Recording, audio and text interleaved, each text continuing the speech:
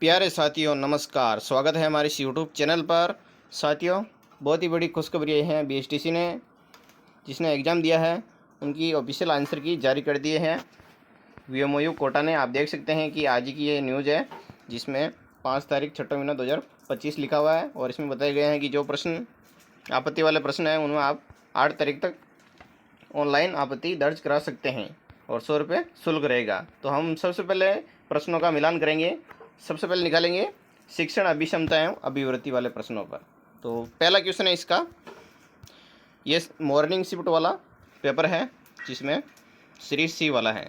तो आप पहला क्वेश्चन है इसमें, अध्यापक कक्षा में अनुशासन बनाए रख सकता है यदि उसका व्यवहार कैसा होना चाहिए, निष्पक्ष होना चाहिए। इसका सही आंसर है डी। दूसरा प्रश्न, आर्थिक रूप से वंचित छात्रों के प्रति शिक्षक की सामाजिक संवेदनशीलता को कौन सा कार्य दर्शाता है। तो इसका सही आंसर हो जाएगा साथियों ए, उन्हें बिना उजागर किए विवेकपूर्ण ढंग से अतिरिक्त संसाधन प्रदान करना होगा। 103 प्रश्न, कौन सा गुण एक शिक्षक को परिवर्तनकारी नेता के रूप में अलग करता है। तो इसका सही आंसर है बी, छात्रों को उनकी अपनी अपेक्षाओं से अधिक करने के लिए प्रेरित करना। अगला प्रश्न है, सीखने का सर्वाधिक उपयुक्त उद्देश्य है। इसका सही आंसर हो जाएगा ए, व्यवहार का परिमार्जन। अगला प्रश्न पांचवा, जिसमें शिक्षक के लिए छात्रों में रचनात्मकता को प्रोत्साहन करने का सबसे प्रभावी तरीका क्या है। तो इसमें सबसे प्रभावी तरीका है बहु समाधान वाले खुले प्रश्न प्रदान करना। ए, इसका सही आंसर हो जाएगा। अगला प्रश्न, कौन सी कक्षा गतिविधि रचनात्मक सोच को सबसे अच्छा बढ़ावा देती है। इसका सही आंसर हो जाएगा बी, मंथन सत्र। अगला प्रश्न है साथियों, विद्यार्थियों के लिए समयबद्ध प्रशिक्षण कार्यक्रम स्कूलों में लागू किया जाना चाहिए ताकि, इसका सही आंसर हो जाएगा डी, परिणामों से प्राप्त फीडबैक के आधार पर उपचारात्मक कार्यक्रम को अपनाया जा सके।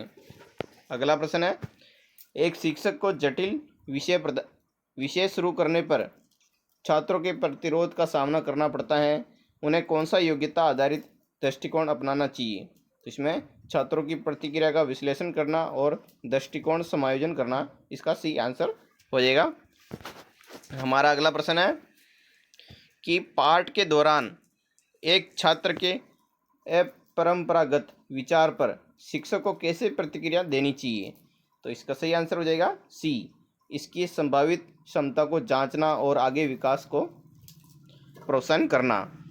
हमारा अगला प्रश्न है, जब एक सहकर्मी शिक्षक की शिक्षण विधियों पर सवाल उठाता है तो शिक्षक का दृष्टिकोण क्या होना चाहिए। तो इसका सही आंसर हो जाएगा डी, रचनात्मक संवाद और आत्म मूल्यांकन होना चाहिए कि मेरी क्या कमी रह रही है, उस कमी को मुझे दूर करना है। अगला प्रश्न है, विविध अधिगम गति वाली कक्षा को पढ़ाने में सबसे बड़ी चुनौती क्या है। तो इसमें सभी छात्रों को व्यस्त और प्रगति में रखना सबसे बड़ी चुनौती है। इसका सही आंसर हो जाएगा। अगला प्रश्न है, एक विद्यार्थी कक्षा में बहुत प्रश्न पूछता है, आप क्या करेंगे। तो प्रश्न पूछने के लिए उसकी प्रशंसा एवं उसे प्रोत्साहन करेंगे। इसका सही आंसर हो जाएगा डी। अगला प्रश्न, कक्षा में दो तरफा संप्रेषण को बढ़ावा देने के लिए सबसे अच्छा दृष्टिकोण कौन सा है। इसका सही आंसर हो जाएगा सी, चर्चाओं और छात्रों के प्रश्नों को प्रोत्साहन करना। अगला प्रश्न, शिक्षा तभी सार्थक होगी जब यह विद्यार्थी केंद्रित होगी। अगला प्रश्न है 15वां, जिसमें शिक्षक की व्यावसायिक भूमिका में जवाबदेही को सबसे अच्छा कौन सा कार्य दर्शाता है। तो इसका सही आंसर हो जाएगा ए, इसमें नियमित रूप से शिक्षण परंपराओं पर चिंतन और समायोजन करना। 16वां प्रश्न है, इनमें से कौन सा शिक्षक की व्यावसायिक विकास के प्रति प्रतिबद्धता को दर्शाता है। इसका सही आंसर हो जाएगा सी, सक्रिय रूप से प्रतिपुष्टि और नई शिक्षण रणनीतियों का तलाश करना। अगला प्रश्न है साथियों, जब एक शिक्षक छात्रों के सामने गलती करता है तो शिक्षक की सबसे उपयुक्त प्रतिक्रिया क्या होगी। तो इसका सही आंसर हो जाएगा ए, गलती का स्वीकार करना और इसे सीखने के अवसर के रूप में उपयोग करना। हमारा अगला प्रश्न है, कक्षा में कमज़ोर विद्यार्थियों को अतिरिक्त समय देना चाहिए, इस कथन से आप सहमत हैं? इसका सही आंसर हो जाएगा पूर्णतः सहमत हैं। अगला प्रश्न, विद्यार्थियों के शिक्षण में अधिकतम प्रतिभागिता संभव है परिचर्चा विधि द्वारा। इसका सही आंसर ए हो जाएगा। अगला प्रश्न, एक शिक्षक को छात्रों की भागीदारी में लगातार कमी दिखाई देती है, इसे संबोधित करने के लिए उसे कौन सा दृष्टिकोण अपनाना चाहिए? इसका सही आंसर हो जाएगा सी, अपनी विधियों पर विचार करना और सुधार की तलाश करना। अगला प्रश्न, कक्षा में शिक्षक की सामाजिक संवेदनशीलता का प्रमुख संकेतक क्या है? इसका सही आंसर हो जाएगा बी, छात्रों की भावनात्मक और सामाजिक जरूरतों के अनुसार शिक्षण विधियों को अनुकूलित करना। अगला प्रश्न है, यदि विद्यार्थी कक्षा में न आए तो एक अध्यापक की हैसियत से आप क्या करेंगे? तो कारण समझेंगे और उसे दूर करेंगे। इसका सही आंसर डी हो जाएगा। अगला प्रश्न है 123वां कि निम्नलिखित में से कौन सा कार्य विद्यार्थी को अंत्यक्रिया के लिए अपेक्षाकृत अधिक स्वतंत्रता प्रदान करता है? इसका सही आंसर हो जाएगा बी, छोटे समूह में चर्चा करना। अगला प्रश्न, एक शिक्षक के लिए शैक्षिक मनोविज्ञान का शैक्षिक निहितार्थ है। इसका सही अर्थ हो जाएगा ए, विद्यार्थी को समझना। शैक्षिक मनोविज्ञान यानी विद्यार्थी को समझ सकता है कि क्या कर रहा है विद्यार्थी। अगला प्रश्न है, शिक्षक द्वारा कक्षा में सांस्कृतिक विविधता को कैसे संभालना चाहिए? तो इसका सही आंसर हो जाएगा बी, मतभेदों को स्वीकार करना और सम्मान करना, साथ ही समावेश को बढ़ावा देना। अगला प्रश्न है, आपके विद्यालय में दो अध्यापकों के मध्य झगड़ा हो जाता है तो आप क्या करेंगे? अपने अनुसार बताइए कमेंट बॉक्स में। और इसका सही आंसर हो जाएगा बी, झगड़े का कारण जानकर उनमें सुलह कराने का प्रयास करेंगे कि लड़ाई मत करो। अगला प्रश्न है, एक शिक्षक को क्या करना चाहिए जब कोई अभिभावक उनकी शिक्षण विधियों पर सवाल उठाए? तो इसका सही आंसर हो जाएगा सी, विधियों को व्यावसायिक रूप से समझना और संवाद के लिए आमंत्रित करना। अगला प्रश्न, निम्नलिखित में से शिक्षार्थी की कौन सी विशेषता उसके सीखने की दक्षता को प्रभावित नहीं करता है? तो कौन सी नहीं करती है?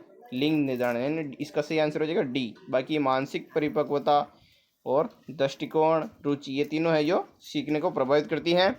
अगला प्रश्न, कि एक शिक्षक को किसी विषय में छात्र के कमजोर प्रदर्शन को संबोधित करने के लिए सीसीई का प्रयोग कैसे करना चाहिए? इसका सही आंसर हो जाएगा बी, पूरे क्षेत्र में नियमित प्रतिक्रिया और सुधारात्मक सहायता प्रदान करना। अगला प्रश्न, एक शिक्षक के व्याख्यान में बेहतर संप्रेषण होगा यदि वह उदाहरण देकर विषय वस्तु को स्पष्ट करता है। इसका सही आंसर हो जाएगा डी। अगला प्रश्न, हमारा अगला प्रश्न है, प्रौद्योगिकी संचालित कक्षा में शिक्षक की योग्यता का सबसे उन्नत संकेतक क्या है? इसका सही आंसर हो जाएगा बी, अधिगम को बढ़ाने के लिए डिजिटल उपकरणों का सहज एकीकरण करना। इसका सही आंसर हो जाएगा। अगला प्रश्न है, समय मनोबल के लिए सर्वाधिक आवश्यक विशेषता क्या है? समूह एकता होनी चाहिए, तभी वो मनोबल अच्छा रहेगा। इसका आंसर हो जाएगा बी। अगला प्रश्न, शिक्षण व्यवसाय है, कैसा व्यवसाय है? रुचिकर एवं उत्तरदायित्वपूर्ण, यानी जिम्मेदारी भी है इसमें शिक्षक की। इसका सही आंसर हो जाएगा सी। अगला प्रश्न है, कक्षा में प्रभावी संचार के लिए प्रमुख बाधा क्या है? तो इसके लिए बिना जांच के ये मान लेना कि छात्र समझ गए हैं, यानी कि हमें पूरी तरह जानना होगा कि छात्र समझे या नहीं समझे, समझने के बाद ही हम आगे बढ़ाएंगे। इसका सही आंसर हो जाएगा बी। हमारा अगला प्रश्न है, विद्यार्थी कक्षा में ध्यान नहीं दे रहे हैं तो आप क्या करेंगे? तो इसका कारण समझने का प्रयास करेंगे। सही आंसर हो जाएगा डी। अगला प्रश्न, शिक्षा में व्यापक एवं सतत मूल्यांकन यानी सीसीई का प्राथमिक लक्ष्य क्या है? कि पूरे वर्ष में छात्रों के समग्र विकास का मूल्यांकन करना। इसका सही आंसर हो जाएगा सी। अगला प्रश्न है, विविधतापूर्ण अधिगम क्षमताओं वाली कक्षा में शिक्षक को कौन सी सबसे प्रभावी योग्यता दिखाई देनी चाहिए? तो इसमें बी इसका सही आंसर हो जाएगा, व्यक्तिगत जरूरतों को पूरा करने के लिए शिक्षण में भिन्नता लाना। अगला प्रश्न है, विद्यार्थियों को स्कूल में खेलों में भाग क्यों लेना चाहिए? क्योंकि यह सहयोग एवं अनुशासन विकसित करता है। इसका सही आंसर हो जाएगा डी।